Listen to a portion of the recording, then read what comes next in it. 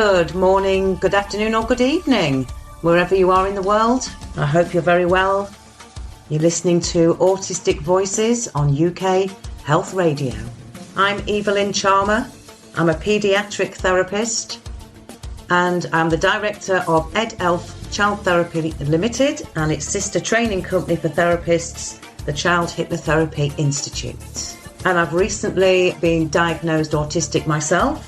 So I'm very inspired to bring you a diverse and rich range of autistic voices from the community. People who are diagnosed, people who are not diagnosed, people who work alongside and collaborate with autistic families or autistic adults, people who identify as neurodivergent. Please come and join the conversation. I'd love to hear from you. You can email me at Evalynne, that's EVALYNNE, at childhypnotherapyinstitute.com or contact me via the show. Thank you for joining me with Autistic Voices on UK Health Radio.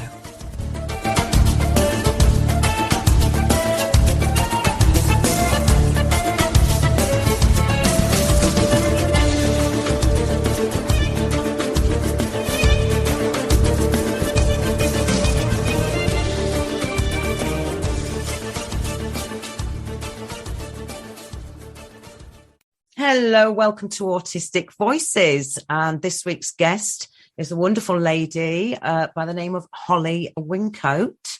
Holly is a hypnotherapist and she's also a therapist in IEMT, which stands for Integral Eye Movement Therapy. She's a trainer. She's a stress management consultant, and she's also a clinical supervisor for other therapists like me. And that's how we met. I went on some brilliant training. It was actually about eating disorders, and Holly was the facilitator of that. It's her own course, and it was brilliant. And I then asked her to be my supervisor. And I'm really pleased to have her on the show, and I'm going to introduce her in a second. I just wanted to point out to my listeners that Holly isn't on the show because she's my supervisor. She's my supervisor because she's Holly, and she's absolutely brilliant. And we're going to talk about anxiety today. So welcome to the show, Holly. Thank you, Evelyn, and hi. It's lovely to speak to you again. Thank you. Oh, you're very welcome. It's lovely to have you here. And I don't know if you've been listening to previous shows, but I like to start with gratitude. So I was just going to ask, what are you grateful for today? I'm grateful today for my family. And also, when I looked out of the window this morning, the sun was shining. And I thought it makes everything look so beautiful. So I'm really grateful for a sunny day. And then also my first cup of coffee, because it always gets me going, and especially on a lovely sunny day like today. So that's what I'm grateful for today. It's funny because I'm grateful today for sunshine as well, but I'm also grateful for the shade. And it made me think about life and mental health, and how sometimes we're in the sunshine and things are glowing really brightly and the colours are vibrant and things are feeling good. And other times we're in the shade and things are a bit cooler and not as shiny. And I think we do need both in our lives, difficult though that is to accept sometimes. So sunshine and shade is my symbolic gratitude of the day. So tell listeners about yourself. Obviously, I've given you a brief introduction. Okay, so I'm Holly. I've been married to my husband, Paul, for about 15 years now. I live on the outskirts of Sheffield, so quite close to the city centre, but also quite close to the countryside. I've also got 3 older brothers who are great, and being the youngest of the 4, they're quite protective of me. They help me lots, which is really lovely. And their wives, my lovely sisters-in-law. My husband's parents, I've sadly lost both my parents now, although I did have some great times with them when they were around. And this has meant also that I've become even closer to my husband's parents, and they're really supportive, really, really fabulous people. And in terms of what do I like to do when I'm not working. So I guess my favourite hobby is snowboarding. And I try to do that every winter. It's good exercise. It's absolutely fantastic scenery, beautiful, really, really beautiful environment. And then other times I like cycling, and especially, as I said, living quite close to the countryside and growing up in the countryside, I really enjoy walking, just exploring, just enjoying the beauty. And as I said, I love the sun, so I like sitting in the sun as well.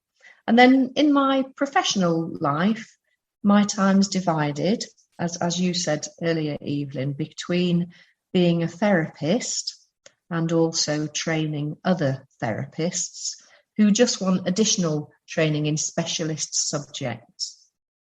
So as a qualified therapist, I work with adults and young people, and I work with neurotypical people mostly. So I work with people who want a bit of a helping hand.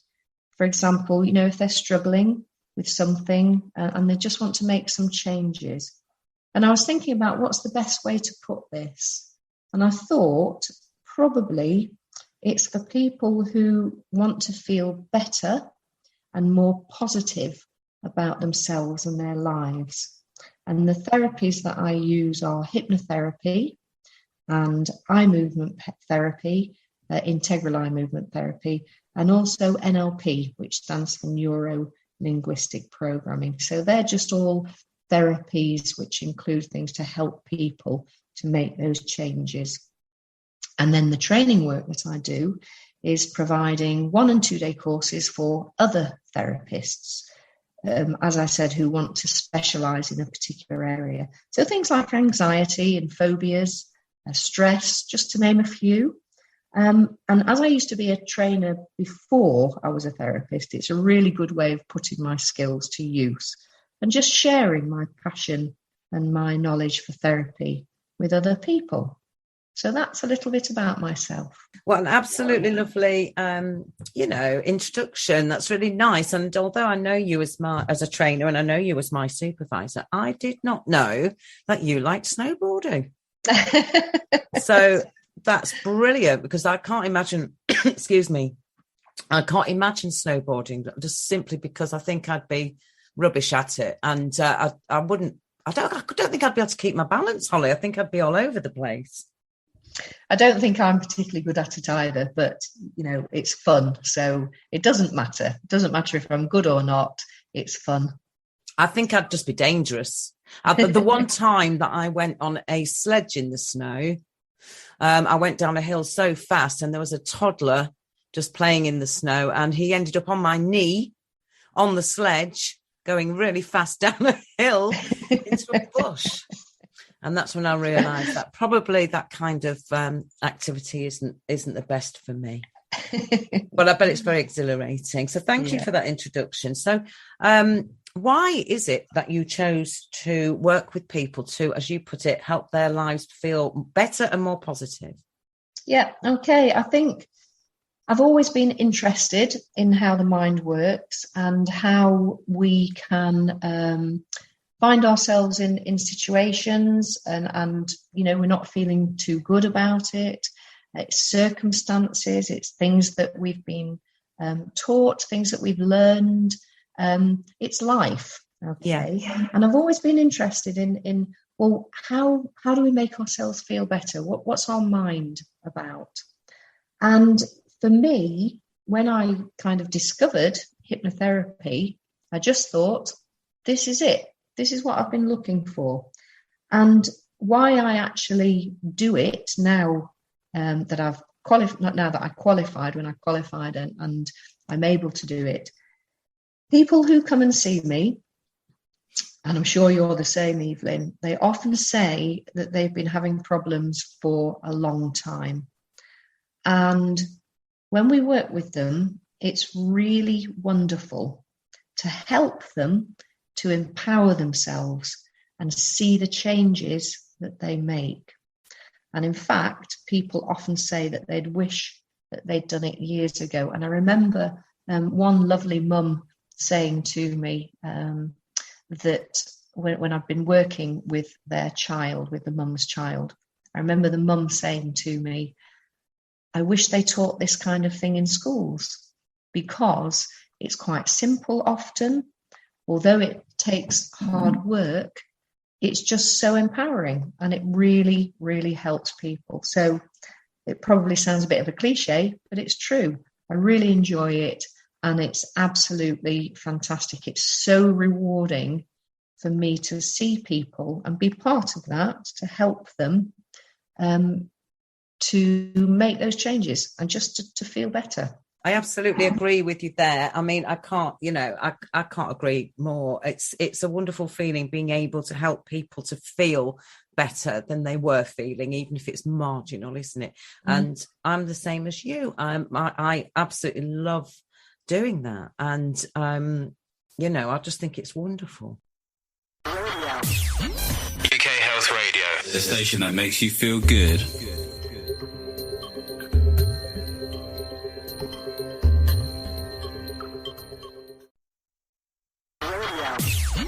UK Health Radio, the station that makes you feel good.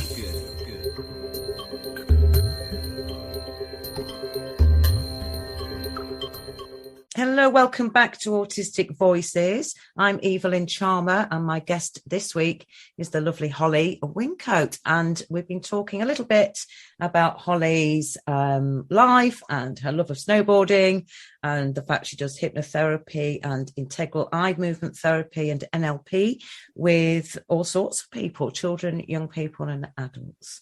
So, Holly, welcome back. Can I ask, I know that I have, but have you seen an increase in children and young people needing therapeutic support for anxiety? Thanks, Evalynne. Yes, as you said, you have, I have too, yes. I've seen over the last few months and over the last couple of years, when I've been able to, in the times when I've been able to work with people, there's definitely been an increase in both in children and young people and adults as well, presenting anxiety, experiencing anxiety. Absolutely. So over the last couple of years, especially, everyone's been affected in some way by the COVID-19 pandemic. Everyone knows about it from very young ages, and up to adults and adults as well. So everyone's been affected by it in some way. And because of this, during the pandemic, we've had to go through many changes. Everyone has had to go through many changes, particularly at school. The schools were closed for a long time. People had to have lessons online or no lessons.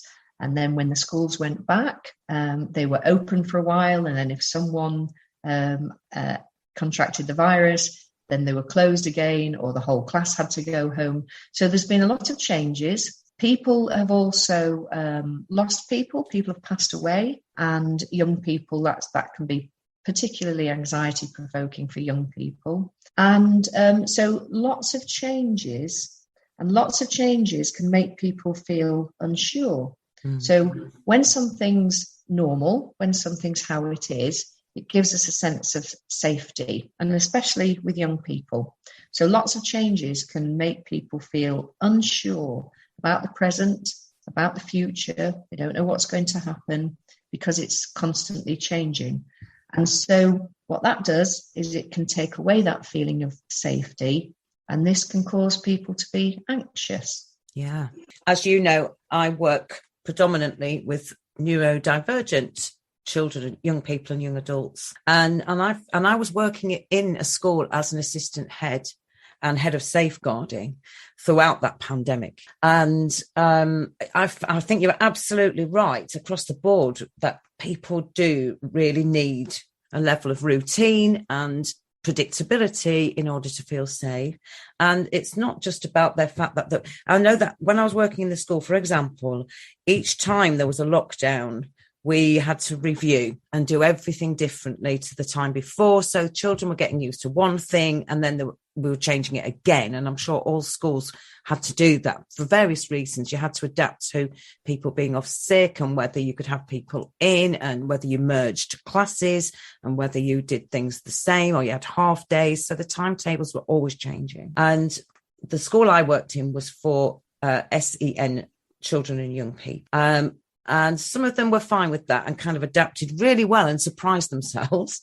But some just couldn't cope with it at all. So there was a real spectrum of response to that. But anxiety was definitely high amongst staff, amongst parents, amongst children. And one of the things I think was an impact as well was that the whole pandemic thing being such a massive shock to society, it instilled a huge amount of fear in us, fear of each other, fear of the disease, fear of death, fear of this never going away, things never being the same. And for a lot of people, children or adults, even going out of their safe haven of home, and even now, it could be massive. That's a massive deal for quite a lot of people.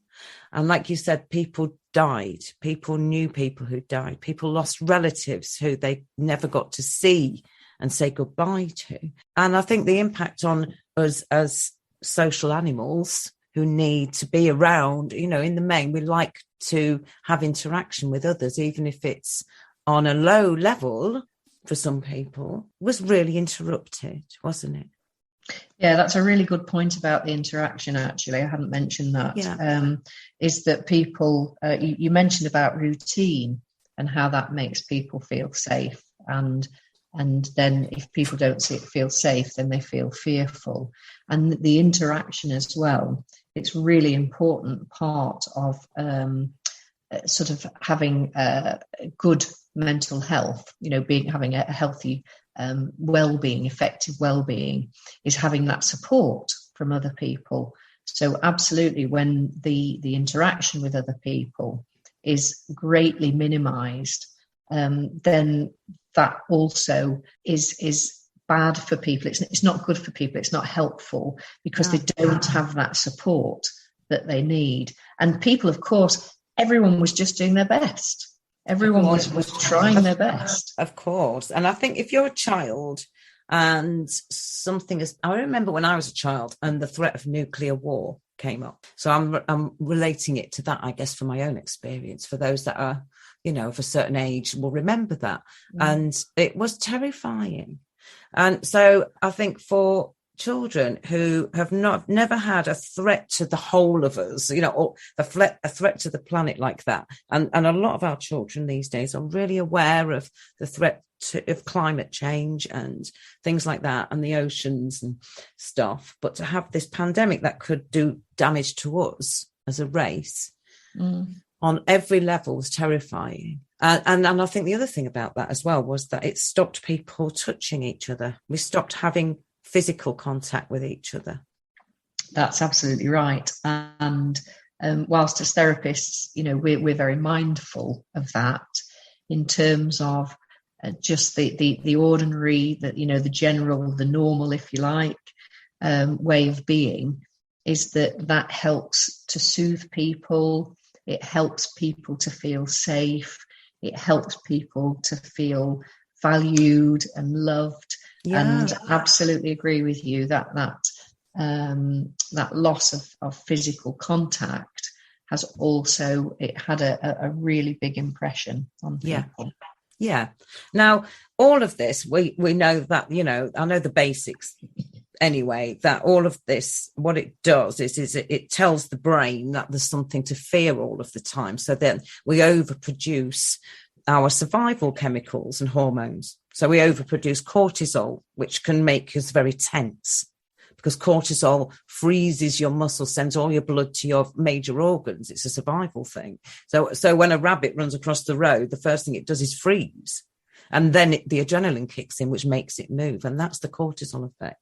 So an overproduction constantly of cortisol and adrenaline is also really damaging, because your brain then is producing these fear-based survival chemicals. So your body goes into survival mode, which then tells the brain to go into survival mode. And it's a constant cycle, overproduction of certain stress hormones. So the impact it can have on someone's life. I mean, I've seen people, I see a lot of children, young people actually, who just cannot go into school now, or have always struggled with that. And now it's really compounded. I work with a lot of children, young people who just get really engaged in gaming and online stuff, but cannot bring themselves to leave the house or to go and meet friends in the park or ride the bike.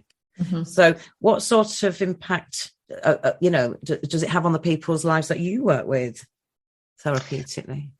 I think, as you mentioned, Evalynne, one of the biggest things is fear. So people who are anxious, and you described it really well then, thank you, in terms of people who are in this, when people have anxiety, they're in this survival mode, and basically everything else takes a back seat. So it's just about surviving, as you said.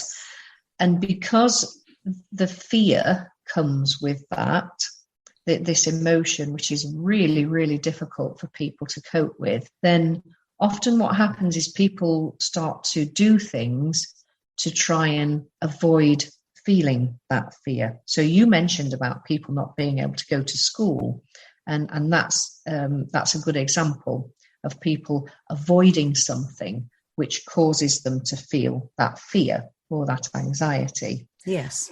Because when they avoid something that makes them feel that way, they don't feel it. So it's the person's way of coping with it.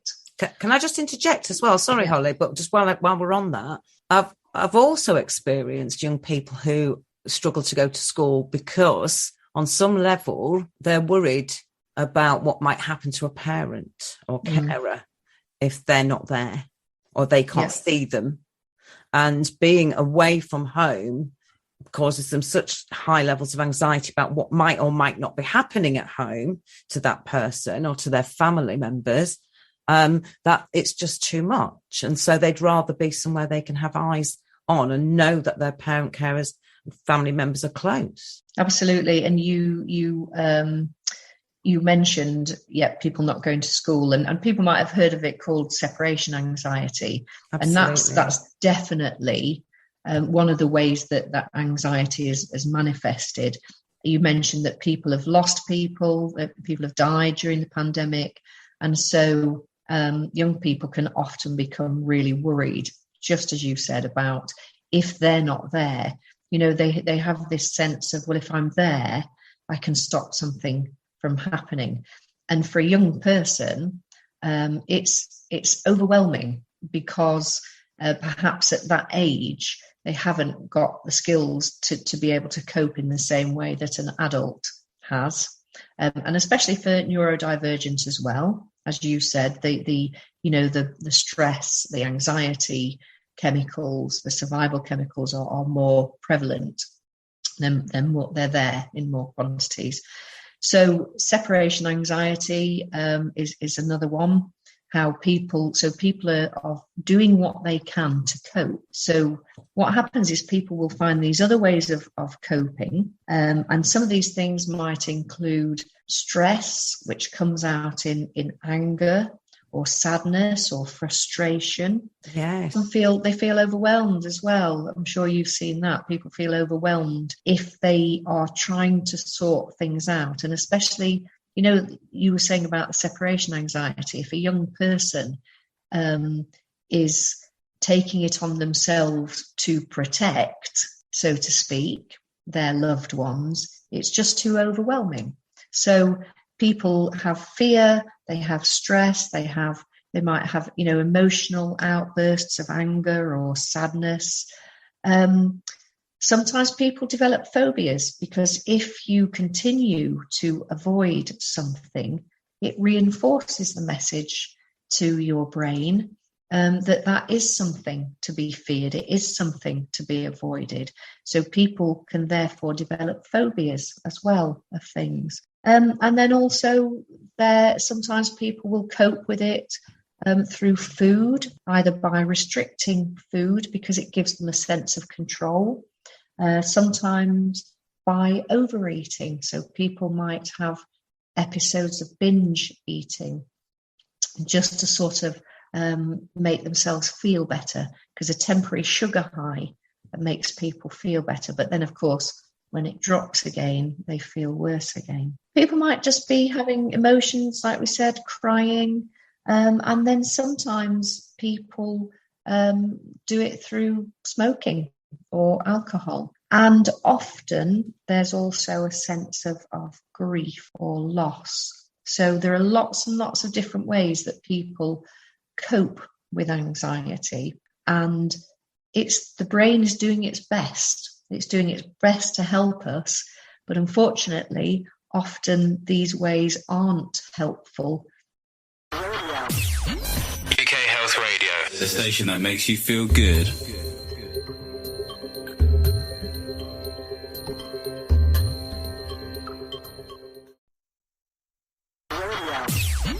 UK Health Radio, the station that makes you feel good.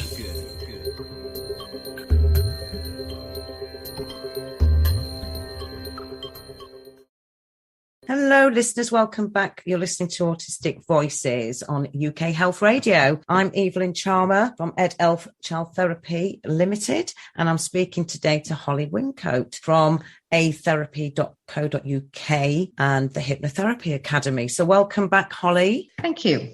If you want to, if anything's affecting you in the show or you want to have your say, please get in touch with me via the show, or you can contact Holly, Holly at atherapy, atherapy.co.uk,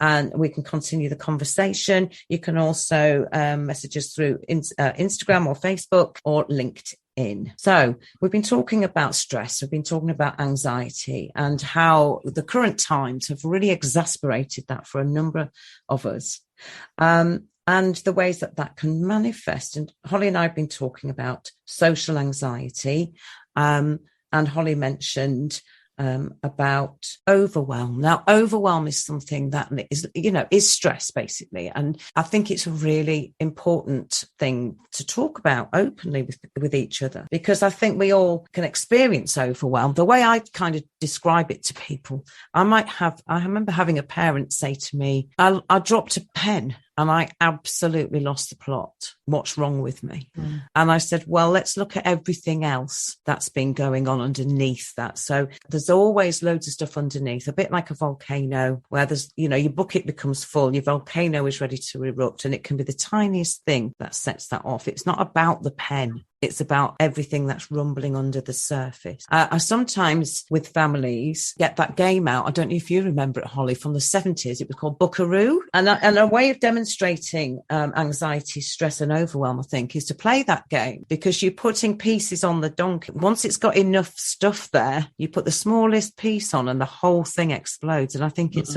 I call it your Buckaroo moment. So, and it happens to everybody. And I think it can creep up on us, and that you use that word control. So how do you cope when you're feeling anxious or stressed? You've talked at the beginning of the show, and I thought it was a lovely way to start. You do things like snowboarding must be brilliant for managing stress and anxiety. And you said about loving nature. I'm also a massive fan of walking and being outdoors. But what other things might you do to help you to keep your stress to a level? So as a hypnotherapist, obviously I've learned a lot about myself as well on my journey. And what I tend to do is I have as well as doing activities, thinking about, you started today, Evalynne, with things that you're grateful for, and it's really good to think about positive things. So it's not all about ignoring all the negative things, but it's putting us into a place where we can cope with the more negative things, the more difficult things that we have to cope with. Mm-hmm. So you mentioned that activity, and absolutely activity is great, and it doesn't have to be going to the gym or anything too strenuous. It's just about things that help you to feel happy, help you to feel good and calm and relaxed. Yeah, we were talking earlier about the fight or flight kind of survival hormones that our body produces, namely adrenaline and cortisol. And when you do activities that make you feel good, we're releasing endorphins and dopamine, aren't we? Yeah. And feel good pheromone. That's right. And the great thing about it is that the way that the nervous system works and the brain is that it's actually an impossibility to be stressed and relaxed at the same time. Yes. You just can't be it. So by doing things that help you to feel happy, relaxed, feel good, that switches off that stress response. And the more that we practice it, the better we become at it. Just like anything, learning to tie your shoelaces, anything else you've learned to do. The more you practice it, the better you become at it. And so you are able to, when you do have stress and anxiety, instead of it overwhelming you, you're able to switch into your calm, relaxed mode. So as well as activities, I also have a little routine that I do that's very quick, and you can do it anywhere. And I might talk about this a little bit more later, I think. So I just use something called self-hypnosis. And it's just where you do some slow, focused breathing. Think about a favorite relaxing place, because you can't always get up and go out and be there. So just think about it. Smile, because smiling helps to release those endorphins as well. And then just say some calm and reassuring words to myself. So activity, and also just having, a little routine to do. And the more you practice, the more you become effective at being able to switch on the calmness when you need it. I like that, switch on the calmness. I sometimes do a group hypnosis called Switch Your Anxious Brain Off for families, and they can listen in. It's free. There's a few on YouTube. So if anyone's interested in that, let me know. I haven't done any since New Year, and maybe it's something, if people want to do, I will happily do them again, because they're lovely. And like Holly said, it's around self-hypnosis. It's not about anything other than getting your mind into a relaxed and happy place. Now, there's some really interesting research. The body responds in the same way to something that you think than something actually happening, which is why we can be in fear when there's nothing actually happening. We can watch a horror film, or we can go on a scary ride, or we can do something that creates that kind of adrenaline rush, as people call it, or we can watch that on a video, and actually the body will react in the same ways as if you were doing it for real. Now, because of that, we can actually then train our brains to think more positive, helpful, happy thoughts, and the body will react as though those things are really happening. So like you said, you don't have to be able to go to a wonderful place.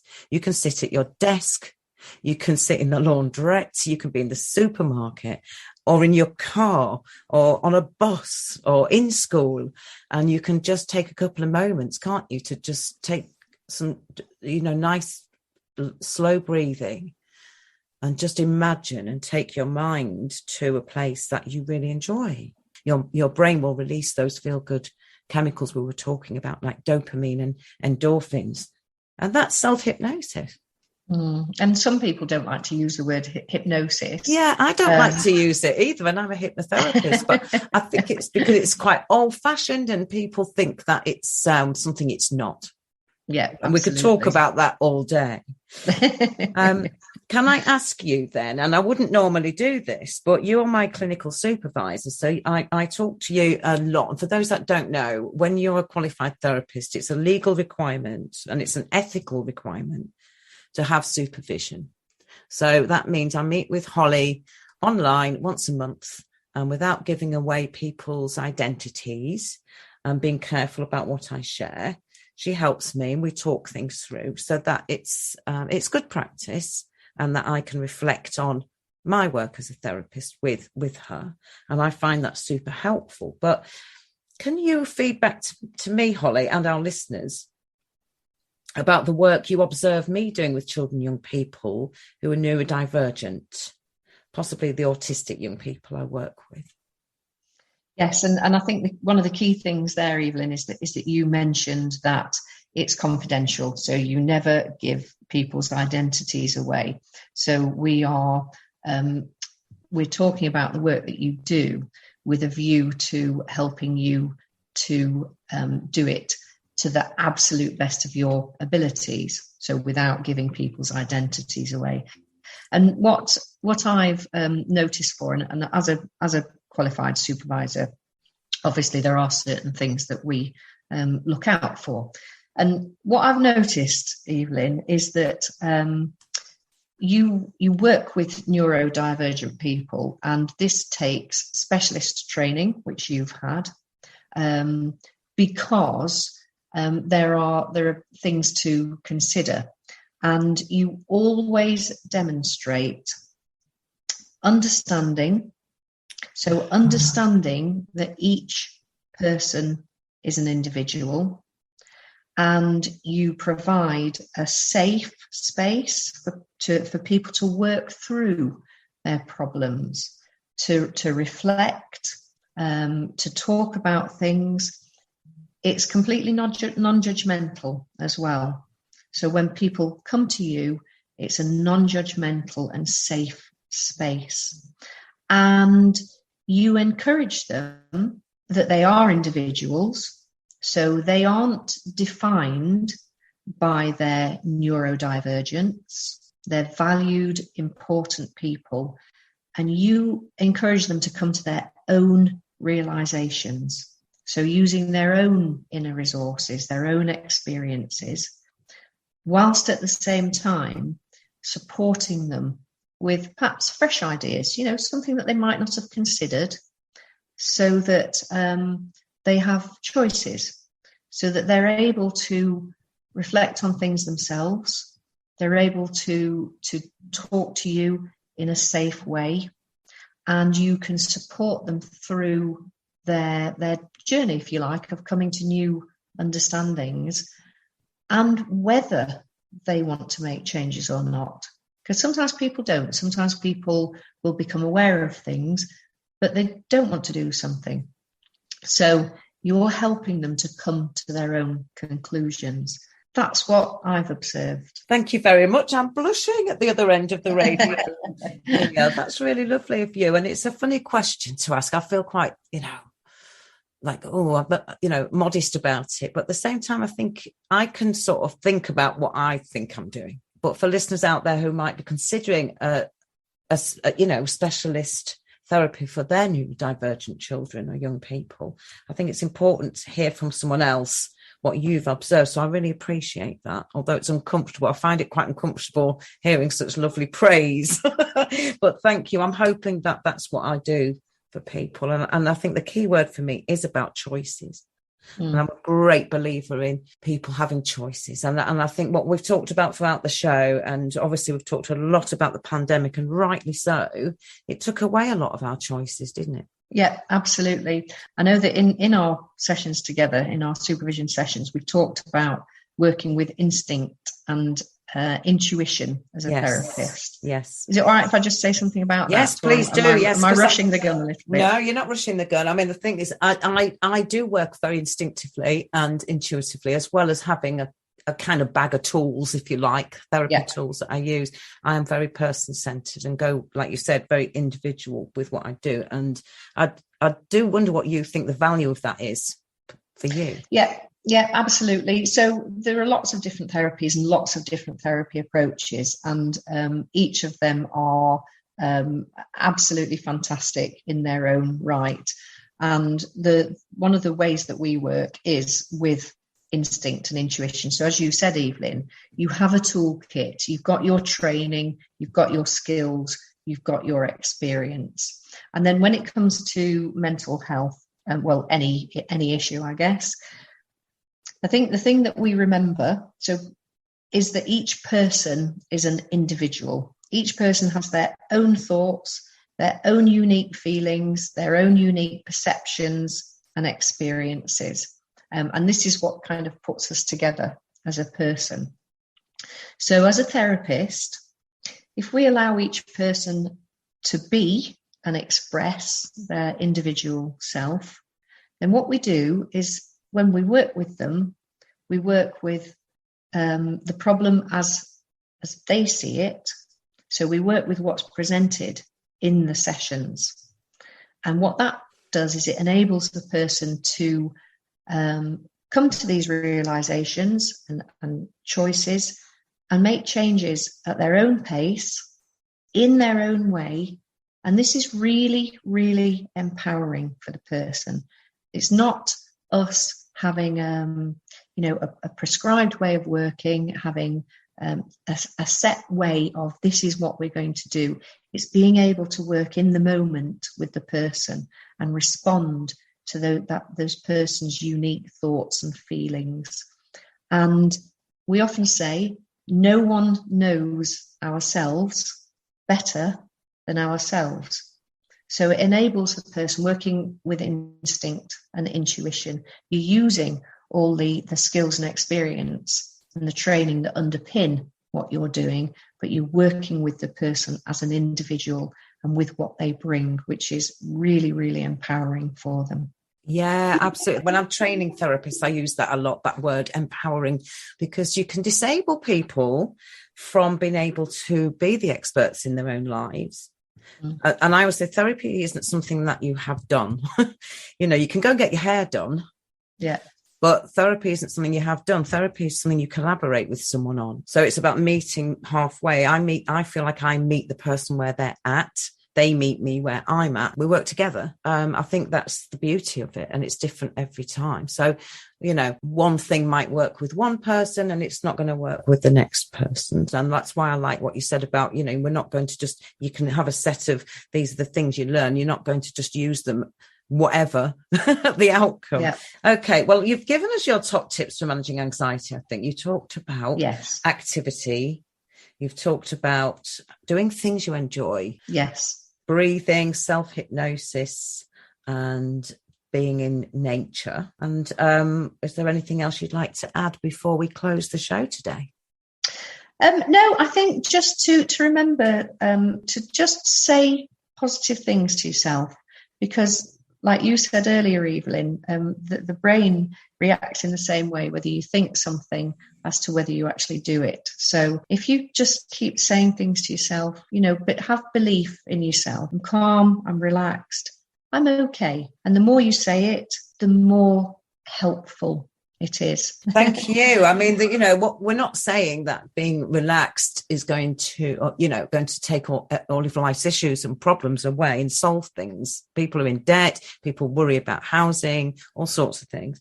But stress is a killer. Stress can really impact on your life in ways that are just so debilitating and disabling, as I said earlier, that really to be able to get through life's difficulties and be able to work through those shady parts of our lives back into the sunshine, it's far better for us to navigate that if we're feeling less anxious and stressed. Yes. And I'm sure we could have had a whole show talking about integral eye movement therapy, which I find fascinating. So maybe we'll get you on to talk about that another time. Brilliant. Yes. And if anyone's interested in Holly's work, please look at her website, www.atherapy.co.uk. Or if you're a therapist and you're interested in her training or supervision, you can have a look at the Hypnotherapy Academy. Yes, it's www.thehypnotherapyacademy, which is all one word, and then .co.uk. Thank you very much for being on Autistic Voices this week, and have a lovely day. Oh, thanks ever so much, Evalynne, for having me. It's been really, really wonderful. Thank you. You're welcome. Thank you for listening. I'm Evalynne Charmer. This is Autistic Voices on UK Health Radio. And special thanks to our guest of the week.